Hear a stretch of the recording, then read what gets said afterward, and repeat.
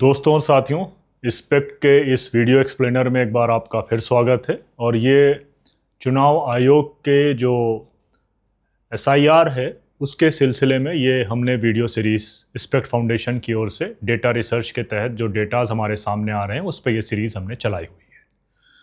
आप सबके मन में ये सवाल होगा कि चुनाव आयोग जिसकी इतनी प्रतिष्ठा थी, एक समय में चुनाव आयोग ईमानदारी का पर्याय माना जाता था, आंख मूंद कर इसके फैसले का स्वागत किया जाता था और हमने अपने दौर में TN शेषन जैसे चुनाव आयुक्त भी देखे हैं।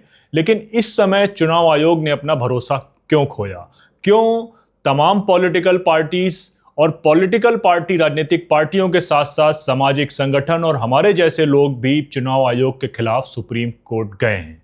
तो जाहिर सी बात है कि इस समय जब हम लोग बार बार ये बात कह रहे हैं कि बिहार में जो चुनाव आयोग ने स्पेशल इंटेंसिव रिपोर्ट SIR की बात करी है, तो SIR कोई और नई चीज़ नहीं बल्कि पहली बात इसमें यह है कि ये बैकडोर से NRC है, और दूसरी इसमें यह बात है कि ये आम जनता की, गरीब की, मजदूर की, महिलाओं की और उन विस्थापित मजदूरों की नोटबंदी की तरह ये एक नई वोट बंदी है। तो ये बिहार में वोट बंदी है। लेकिन इससे पहले मैं आपको बताऊंगा कि हम लोगों का विश्वास चुनाव आयोग से क्यों उठा, क्यों हम सब लोग कोर्ट पे गए, सुप्रीम कोर्ट पे गए, चुनाव आयोग के खिलाफ गए। तो इसको हम एक बार समझने की कोशिश करते हैं। पहला आरोप हमारा, जब 2019 में महाराष्ट्र में विधानसभा चुनाव हुए थे तो वोटरों की संख्या 8.98 करोड़ थी, और जब लोकसभा में चुनाव हुए 2024 में तो वोटरों की संख्या हुई 9.29, 8.98 करोड़ लोक विधानसभा असेंबली इलेक्शन 2019 में थे। At the time of parliamentary election 2024 9.29 crore. तो ये टोटल 5 साल में आप देखेंगे कि जो बढ़ोतरी हुई वो 31 लाख वोटों की बढ़ोतरी हुई, और ये बहुत नेचुरल फेनोमेना है कि तकरीबन 31 लाख वोट, 31 लाख वोट्स पूरे 5 साल में बढ़े।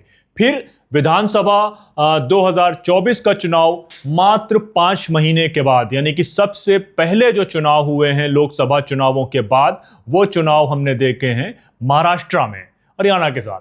तो महाराष्ट्र के चुनाव में 41 लाख वोट, 9.29 से 9.70, 41 लाख वोट, यानी कि 31 लाख वोट तो 5 साल में बढ़े और 5 महीने में 41 लाख वोट बढ़े, जो किसी भी हाल में नेचुरल नहीं है, ये आर्टिफिशियल है। इस पे जाली वोटर लिस्ट बढ़ाई गई है, बाहर के वोट डाले गए हैं और स्पेसिफिकली कुछ सीटों पर लाभ पहुंचाने के लिए ये वोट बढ़ाए गए हैं, जिसको हम आगे देखते हैं। दूसरा एक आरोप यह है कि जब शाम के 5 बजे चुनाव आयोग ये घोषणा करता है कि 5 बजे मतदान जो है 58.22 था, और अगली सुबह जो है वो मतदान 66.05 हो जाता है, लगभग 8% के आसपास, 7.83, तो 76 लाख वोट, 76 लाख वोट पूरे महाराष्ट्र में अचानक शाम में अनाउंसमेंट होता है कि वोट जो पड़े हैं वो पड़े हैं 58% और बाद में 66%, 76 लाख वोट बढ़ जाते हैं। महाराष्ट्र में 1 लाख बूथ पर नए मतदाता जोड़े गए केवल 12,000। 1 लाख बूथ पर हर बार जब हम लोकसभा के बाद विधानसभा में जाते हैं तो वहां पर 5 महीने के अंदर बहुत कम समय होता है जिसमें नए मतदाता जुड़ते हैं। तो 1 लाख बूथों पर केवल 12,000 मतदाता जुड़े, जो नेचुरल लगता है। ये बूथ 85 जो है वो विधानसभाओं के थे। और उसके बाद फिर हम आगे देखते हैं।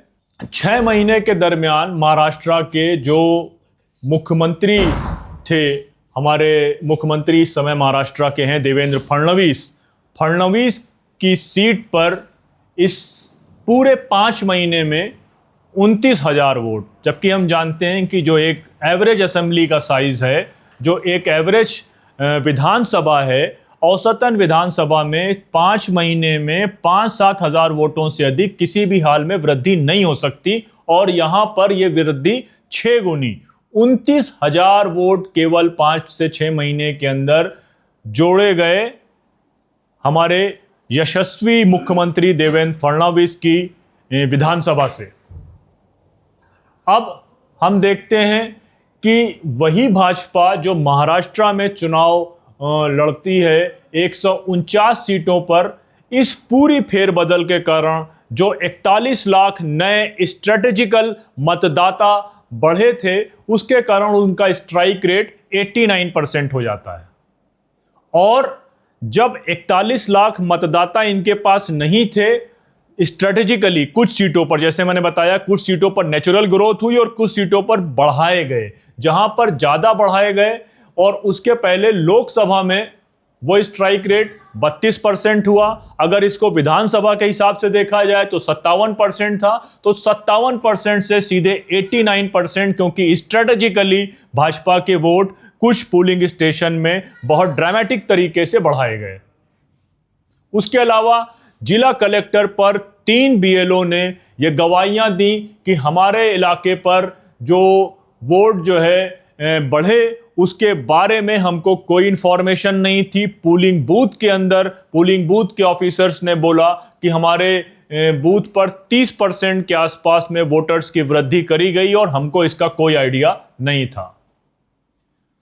बीएलओ गणेश जरवार ने कहा कि उनके पास 365, और ये गवाहियां एक बीएलओ की नहीं, 3 अलग अलग बीएलओ की देवेंद्र फडणवीस की सीट से ही है, कि जिस पे उन्होंने कहा बीएलओ ने कि 365 मतदाताओं को जोड़ने के लिए आवेदन पत्र मिले, लेकिन जब वो ग्राउंड पर गए तो उनके बारे में कोई भी पता उनको नहीं मिला। उसके अलावा जिला निर्वाचन कार्यालय से उनको 400 मतदाता नए जोड़ने के लिए आवेदन दिए गए कि ये फॉर्म है, इनको लिस्ट में शामिल कर लीजिए, लेकिन जब ग्राउंड में वेरिफिकेशन किया गया तो वहीं कहीं पर भी नहीं मिले। अब अगर हम देखते हैं तो ये सिलसिला केवल महाराष्ट्र के इलेक्शन में हुआ ऐसा नहीं है। हमने 2024 के चुनावों में भी देखा कि 2024 के चुनावों में अचानक से मेरठ की लोकसभा सीट पर कुछ स्पेसिफिक बूथ पर 60,000 वोट काटे गए।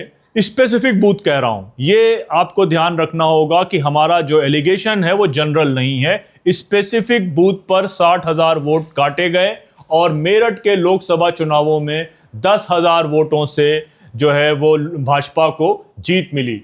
फर्रुखाबाद में 3200 वोट काटे गए और 2600 वोट से लोकसभा चुनावों में भाजपा को मदद मिली। उसके बाद जो नागपुर में लोकसभा से विधानसभा तक की कामठी विधानसभा है, उसमें 35,000 वोटर जोड़े गए और 40,000 पे भाजपा ने जीत हासिल कर ली। अब यह बहुत सरप्राइजिंग है कि एक पार्टी जो 6 महीने पहले तक 1,18,808 वोटों पर स्ट्रगल कर रही थी और एक पार्टी जो 1,36,342 वोटों पर थी, वो अचानक से 1,74,000 वोटों पर पहुंच जाती है। यानी कि जितने भी नए वोटर जुड़े सारों ने भाजपा को ही वोट किया, तो बीजेपी का वोट इंक्रीज हुआ और जो कांग्रेस का वोट था वो 3,000 कम हुआ। यानी कि उसका जो डिक्लाइन है कांग्रेस के वोट का वो नेचुरल नजर आता है कि 1,36,000 वोट उन्होंने लिए और 1,33,000 उनको 5 महीने के बाद मिल गए। लेकिन 1,18,000 से 1,74,000 सीधे पहुंच गए। वो 3,000 वोट जो कांग्रेस के कम हुए वो तो मिले ही मिले, लेकिन 29,000 वो वोट जो एड ऑन हुए नए वोट, वो सारे के सारे भाजपा में चले गए। ये ग्रोथ हमने कहीं भी नहीं देखी है। तो अब अगर हम इस पूरे प्रोसेस को देखें तो हम बार बार ये क्यों कह रहे हैं कि हमको चुनाव आयोग पर विश्वास नहीं है। वो इसलिए कह रहे हैं कि जो 7 करोड़ 80 लाख के आसपास मतदाता बिहार में मौजूद है, जब हमने पिछला बिहार का चुनाव देखा था, उस पिछले बिहार के चुनाव में इंडिया अलायंस, जो उस समय यूपीए अलायंस के नाम था, जिसमें सीपीआई-एमएल, सीपीआई और कांग्रेस और मुख्य पार्टी आरजेडी थी, और इधर की तरफ हम देखते हैं तो उसमें जेडीयू और बीजेपी थी। उस समय वोटों का डिफरेंस बिहार में केवल 12,800 वोट का था। यानी कि दोनों पार्टियों के बीच में 7 करोड़ 85 लाख के आसपास वोटर्स में जो दोनों पार्टियों का डिफरेंस था वो मात्र सिर्फ और सिर्फ 12,800 वोट के आसपास था। तो जिस तरीके से अब पहला हमारा एलिगेशन ये है कि जिस तरह से महाराष्ट्र में वोटर्स बढ़ाए गए हैं 6 महीने के, सिलेक्टेड सीटों पर हमने पहले ये देखा था, इस एसआईआर के पहले भी वोट बढ़े थे, लेकिन अब एसआईआर के नाम से स्पेसिफिक तरीके से वोट बंदी करी जा रही है। वो तमाम पेपर मांगे जा रहे हैं जो पेपर खुद इन्विजिलेटर्स के पास नहीं हैं, जो बीएलओज हैं उनके पास नहीं हैं। खुद सुप्रीम कोर्ट के जज ने कहा कि जो पेपर आप मुझसे मांग रहे हैं वो मेरे पास नहीं है। तो एक बात तो पेपर की। दूसरी बात, इस एक्सरसाइज को 25 तारीख को खत्म होना है। यह कहा गया कि आपको 2003 के आपके पेरेंट्स का नाम होना चाहिए, आपका नाम होना चाहिए, और एक डॉक्यूमेंट्स की लिस्ट जारी कर दी गई। दूसरी तरफ जो बीएलओ फॉर्म भरवा रहे हैं वो केवल फॉर्म भरवा रहे हैं, कोई डॉक्यूमेंट नहीं मांग रहे हैं। तो एक तरफ तो डॉक्यूमेंट ही नहीं लिए जा रहे हैं, और एक तरफ सुप्रीम कोर्ट में चुनाव आयोग के वकील बार बार इस बात पे बहस कर रहे हैं कि ये पेपर नहीं बल्कि ये पेपर होना चाहिए, और जमीन पे वो पेपर नहीं मांग रहे। तो ये एक बड़ा षड्यंत्र है बिहार के विस्थापितों का, मजदूरों का, और सीमांचल में जो बाढ़ आती है उसमें किस तरह से पूरा लोगों का घर बार खत्म होता है, ये हम सब देख चुके हैं। इसलिए हम बार बार ये कह रहे हैं और हम सुप्रीम कोर्ट में गए हैं, क्योंकि हम सबको इस प्रकार के अप्रत्याशित नतीजे, जब हम चुनाव आयोग की चुनाव की लिस्ट देखते हैं तो हमको ये महसूस होता है कि चुनाव आयोग अपना काम ईमानदारी से नहीं कर रहा है। चुनाव आयोग हमारा जो काम करना चाहिए वोटरों के पास, जिस तरह से जो भी एग्जिस्टिंग वोटर्स हैं उनके नाम पढ़ने चाहिए, वो नहीं कर रहा है, बल्कि चुनाव आयोग वोटों की चोरी का काम महाराष्ट्र के चुनाव में कर रहा था। ये बात साबित हो रही है और हो चुकी है। और इसके बाद अब बिहार में जब उनको ये लग रहा है कि सत्तारूढ़ पार्टी जीत नहीं पाएगी, तो उनकी मंशा पर वो वोट बंदी का काम कर रहा है। पीछे दिए हुए जो मैंने आपके साथ डिस्कस किया स्लाइड्स में, वो डेटा आपके सामने है, आप उसको क्रॉस चेक कर सकते हैं कि केवल छोटे से मार्जिन को सेट करने के लिए किस तरह एक बड़ी तादाद में मार्जिनलाइज कम्युनिटी के वोटर्स को इस पूरी रेस में बाहर रखा जा रहा है। और ये नोटबंदी के तरह भाजपा की एक वोटबंदी है। इसलिए हमको किसी भी हाल में चुनाव आयोग पर विश्वास नहीं है, और इसीलिए हम सब सुप्रीम कोर्ट गए हैं, और उसके खिलाफ हम सब का भी आंदोलन, जो लोग कर रहे हैं उनका आंदोलन रहेगा। हमने ये एक्सप्लेनर आपके सामने इसलिए बताया क्योंकि महाराष्ट्र के चुनाव में जो हुआ है वो बिहार के चुनाव में रिपीट नहीं हो, इसलिए आप तक ये इंफॉर्मेशन पहुंचे। Thank you very much.